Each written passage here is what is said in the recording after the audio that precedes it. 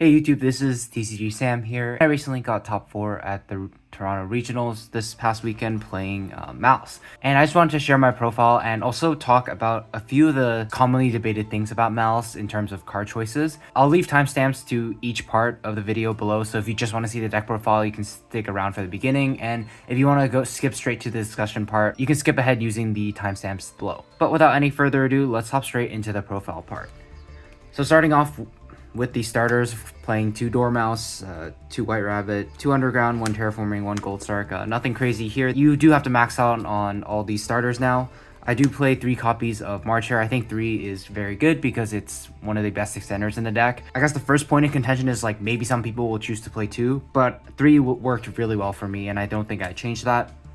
And then the next part of contention maybe is like 2 or 3 copies of Chessy Cat. I'll talk more about this in the discussion part. I didn't have access to I Meet You for this event, so I just upped the Chessy Cat count by 1 to allow myself to see more engine more often, and it worked out pretty well so far. And it worked out pretty well overall. And then for the Ad Ignister part, 3 backup and 1 wizard. Of course, very powerful extenders in the deck that you always want to see. And then for the remainder of the Maliss engine, I play 1 copy of Mirror, pretty standard there. And then for the traps, I play 1 MTP and 1 GWC. This is also something that's like very widely debated, and I'm going to talk more about this in depth in the discussion section of the video. But in terms for the event, I chose to play MTP07 and GWC in the main deck, and I felt like it worked overall for myself and the way I choose to play this deck. So that's it for the Maliss engine. And then for the non-engine, which comprises the rest of the decks, just 3 copies of Ash, 3 copies of Droll, 3 copies of Fua, 2 Nib, Mag, Druis, and then triple Impulse and triple Imperm. Nothing too crazy about the non-engine lineup here. I think the Bystials are pretty good. I didn't see them that much, but it felt like they were fairly impactful in like the simpler game states. And in theory, they're supposed to be pretty good against like the Mirror and like the Mitsurugi matchup as well, which I think are going to be the 2 most popular matchups. So in the future, I'll probably continue playing the Bystials as well. I chose the main deck Droll because I didn't have access to Perulia, and I felt like Droll was decent enough into most of the field that it was able to be main decked. Everything else is pretty self-explanatory and nothing too crazy about them. Nib was pretty good as well. I didn't get to see it that much, but the few times I did, it was pretty impactful. So that's going to do it for the main deck. I played 40 cards. I think you do need to play 40 in Maliss just to maximize the consistency of the deck. And then for the extra deck, I played 2 copies of Lingeribo. I do think 2 is mandatory now. 2 had come up for me in a few games as well, so I'm going to play 2 moving forward. 1 copy of Link Spiders is pretty standard for Nibiru. And then next up, I played 1 Almirage. I never made this during the tournament, but the theory was if you see like backup and a hand trap, for example, you could turn that into some form of a combo. I never had to do that, and I was never in a position where I only drew backup plus like hand traps, so it never came up. But I do like Almirage because it also gives you the option when you start with cards like Maliss and Underground or Goldstark, and that's your only starter. If your Dormouse then gets impermed, you can normal summon a hand trap and continue playing from there, which is really nice. That situation also never came up, but I do think I continue to play Almirage in the future. There isn't really too many cards that I'd rather play over this. Although I will talk about some potential cards that Maliss can play in the extra deck and cards I did consider for this event, more in the discussion section as well. And then for Link 2, Splash Mage, I made this one every single game, so you definitely have to play that. And then 1 copy of Dark. This is also something I've only made like once, and I was already losing that game. It didn't really help me in that situation. But in theory, this is really good in the Mirror and has some applications against Mitsurugi as well. It also gives you some flexibility with like the random bodies you generate from like Nib and the Bystials. You can like crash Dark to search a Maliss name. So I think it has enough merit in theory to continue playing, although I never got a chance to really use it this event. And then 1 copy of Wicked is pretty standard. Protection effect is also very good. It came up a few times.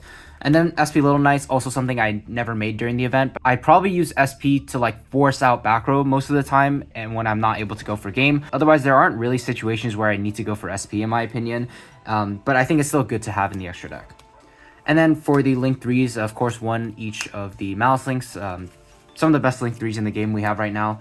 And then I guess the quote-unquote spice I played was a Transco Talker. The theory behind this was it allowed Dormouse to be a 1 card out to Chaos Hunter. So you would go Dormouse White Rabbit set GWC, make Splash Mage bring that back, and presumably your opponent would drop Chaos Hunter there, because now you're locked into Cybers. And you can easily just go transcode, bring back Splash Mage, and then make Bomber, and you have GWC to trigger Bomber on your opponent's turn, and you can just out the Chaos Hunter that way. It never came up for me. I got Chaos Huntered once, but it didn't really matter at that point because I already had my board established, and so I never really got to summon this. I think it probably would have came up a little bit more if I had access to I Meet Yous, because I'd be able to see backup at Ignister a little bit more often, and backup at Ignister plus like any random body like helps you link climb really well, and transcode is something that can help facilitate that. I think I would continue playing it again, even though I'm not sure how popular Chaos Hunter is going to be. I do feel like Transcode Talker was pretty good in theory, and I didn't really feel like I missed any other card in my extra deck, so I felt like it was really good to have. In previous games before this event, it did come up a few times, so that's why I decided to play it. But in general, I feel like this is something Maliss players could start considering to put in their extra decks, just to help them link climb into something like Bomber in order to out a card like Chaos Hunter.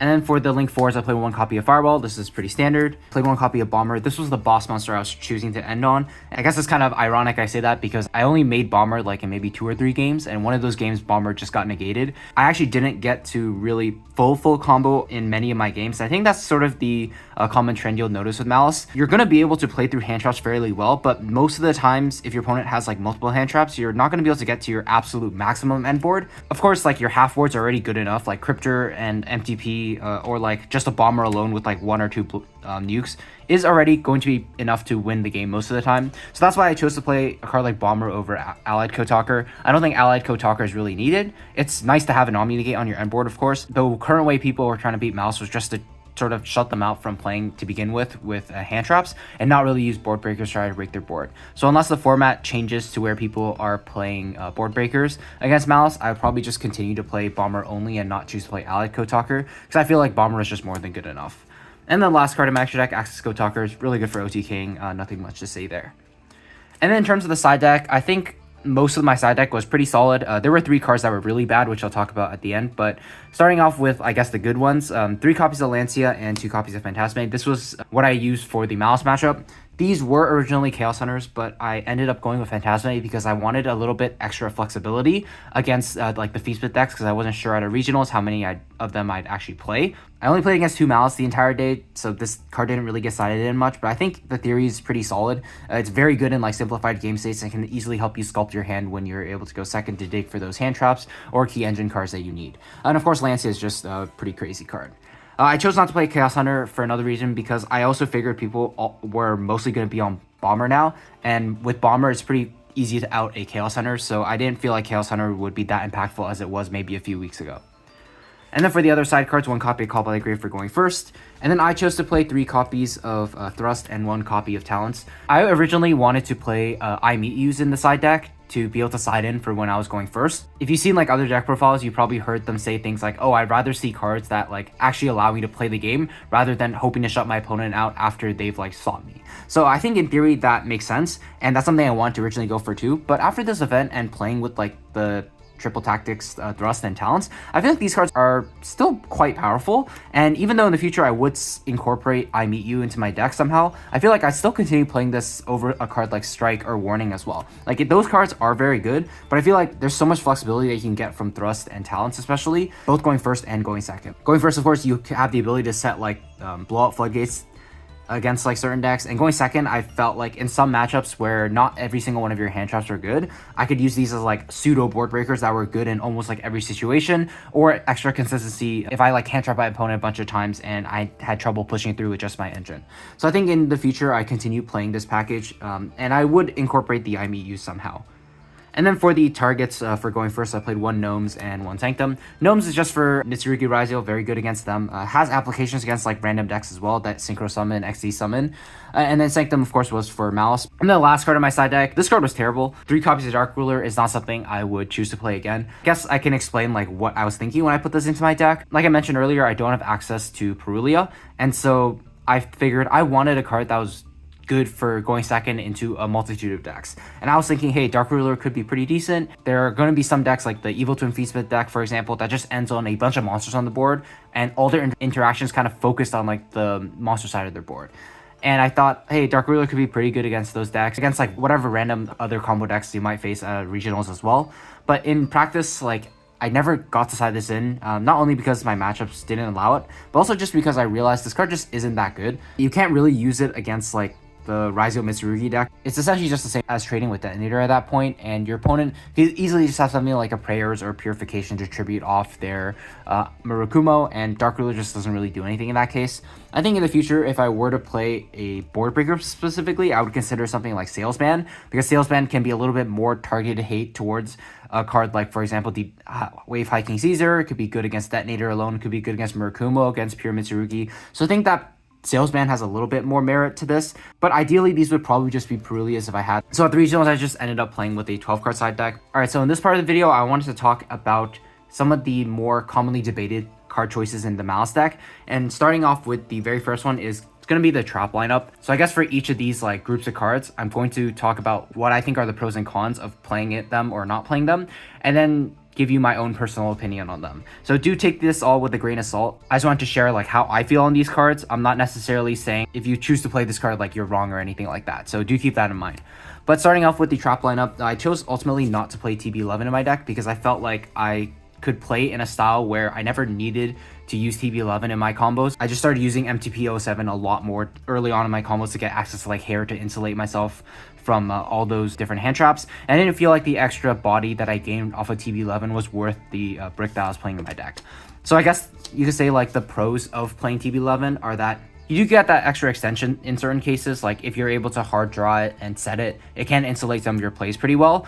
And it does give your rabbit a little bit more value throughout the game because like you'll be setting these like quite aggressively with your rabbit and with your white binder. There are going to be times where it's possible your rabbit won't have a target to set because you'll have burned through both of these already. And that did come up for me a few times in the regionals, but it never felt like game losing in those situations. So in hindsight, I also wouldn't choose to play TB11 either. But that being said though, I think you can continue to play TB11 in Maliss and it would probably still be okay. I think it's fine to continue playing it. Like there are definitely merits to this card, and I think it's still a pretty viable option overall. And then for the more interesting one, I think I chose to main deck GWC because the way I play the deck, even though I'll never use GWC aggressively on my own turn, I do feel like I enjoyed playing a style where I had GWC that I could set off a white binder to sort of insulate myself from Nibiru mid combo. And the end boards I was making, pretty much all of them revolved around Bomber, so I wanted GWC as an extra way to trigger it. You definitely don't need it when going second. Like going second, it never came up where like I would break their board, somehow don't kill them, and then feel like, oh, I really need like GWC in order to win this game. Like that situation never came up. So I can definitely see the merits of like cutting this and just moving into the side deck. So I guess in terms of pros for playing this card, like you do get that extra Nibiru insulation. I think it is also nice because it does prevent you from losing to a single copy of Ghost Spell on your end board. If you're able to end with both this and March Hare, then a single copy of Ghost Spell isn't gonna be able to turn off like your access to White Binder. And I think that's pretty important because at the regionals I saw a bunch of people playing Ghost Spell and I did get hit with it a few times, and I felt like GWC was really nice to have in those situations. Of course, the cons are it is a very bad going second. It's not one of the traps like MTP or TB11 that can help you dodge like targeting effects when you go second. So most of the times it just ends up being a brick. And I also did side it out every time I went second as well. So in the future, maybe there's some world where I will choose to side this because I do feel like the only mandatory one you have to play in your main deck is MTP07 for your combos. GWC just feels like a sort of nice to have. And for this event specifically, felt like the way I played did rely on this card quite a bit, so that's why it ended up in my main deck. But once again, like with TB11, it really just comes down to a matter of personal preference, I think, and the way you choose to play the deck. If you choose to play GWC in your main deck, I don't think it's necessarily wrong.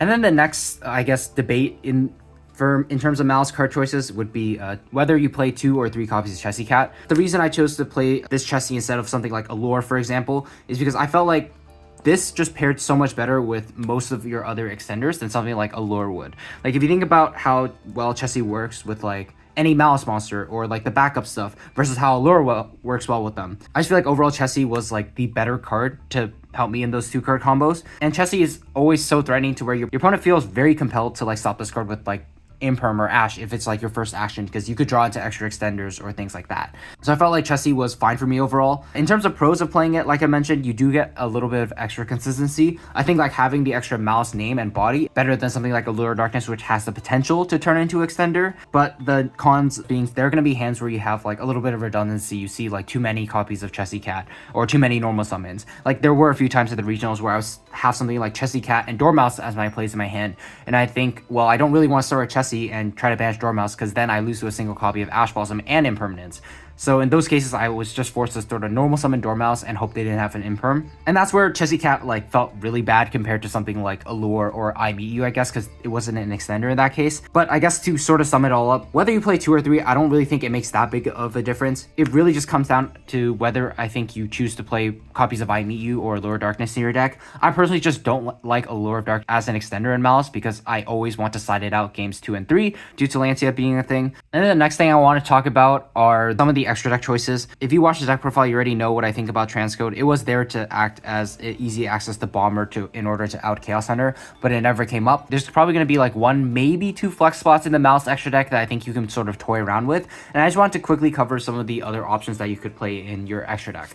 The first one being Allied Code Talker at Ignister. When I was talking about Bomber Dragon, I did mention I've never really felt myself missing this card because I didn't think the Omni Negate was strictly necessary on my end board, and I would rarely ever get to this point anyways. I do think if people start playing board breakers, you could go back to playing Allied Code Talker at Ignister, but for now, I feel like when people are just trying to hand trap you, ending on Bomber should just be enough to win you the game. I don't think this card is very necessary, and that's why I ended up cutting it for the event. The next big one I cut was Haggard. I still see this card in a lot of people's lists, and there's definitely merit to it. Like, there are going to be times where you have those like random bodies on the board from the Bystials or Nibiru or Phantasme or something like that, and you won't be able to turn them into a Splash Mage with another name.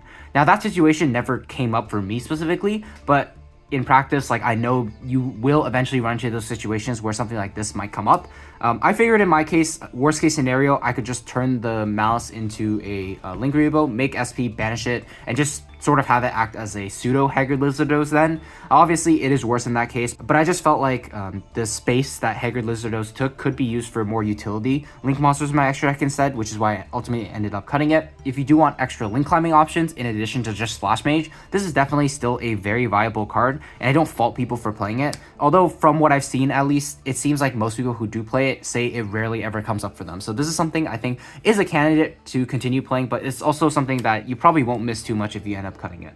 And then next one up is Knightmare Cerberus. I don't think there is too much to really talk about here. I think this card is just a little dated now that people know that Bomber Dragon is a card. Not to mention, I think Chaos Hunter is slowly getting less and less popular as people realize that, 1, Maliss players are starting to play Bomber in their deck to out it, and 2, I think Mitsurugi Raziel is likely to be more represented than Maliss, meaning overall I don't think Chaos Hunter is going to be in more people's side decks either. So in general, I think this card is just kind of obsolete now, and I don't really think you need to play it in the Maliss deck. And then I guess lastly, for the sort of quote-unquote backup or plan B options, IP Masquerena. This is something I thought about putting into my list for when you get hit with like Chummies or you get hit with like Lancia and you can't really extend that far into it. I felt like IP wasn't a terrible card to end on. You do have ways to get bodies on your board during your opponent's turn, do something like GWC and March Hare and the Bystials, so I felt like IP was pretty much always going to be live.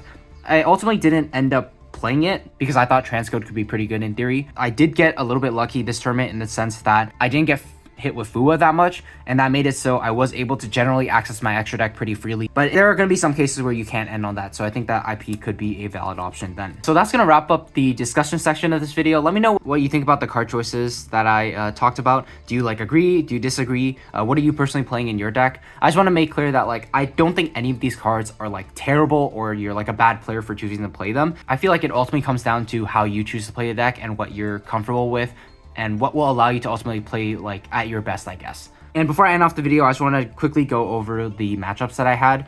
It was a total of 9 rounds of Swiss, so a pretty long regionals. It almost felt like a entire YCS. The first round I played against Dinos, and the second round I played against like Evil Twin Fiendsmith. Both of these games kind of just went the same way. Like I'd win the die roll, play through their hand traps. They can't break my half board. Go to game 2, I like hand trap them a few times, and I just OTK them with the gas I had in my hand. Round 3, I played against Mitsu Raziel. They did win the dice roll there, but they just bricked, so I effectively went first and had a battle face. Game 3, he just didn't draw enough hand traps to stop me, so We took down that game as well. Round 4, I played against a very interesting deck. So game 1, I lost a die roll, and he starts showing me like dangers and dark world stuff. I am able to stop his turn by hitting him with double Fualos and then OTKing him that turn. And so I decide to side accordingly, believing that my opponent was on like dark worlds. So I put in cards that are like pretty suspect, like Lancia, because I felt like I needed every single hand trap that I had in my side deck to not get like FTK by the deck. In theory, at least Lancia can stop something like Gates of the Dark World or whatever. But it turns out not only did my opponent make me go first and hit me with a Lancia, they also just normal summon Ice Ryzeal on their very first turn. So needless to say, that game didn't really go well for me and I end up losing it. By game 3, we were able to pretty comfortably take it down. They don't draw any hand traps, and I think that's like the first and only time I actually made like a full end board, which is just Firewall with like Bomber on top of it with like GWC, hand traps, and March Hare in hand to like trigger the Bomber a bunch of times and also get the Firewall co-linked.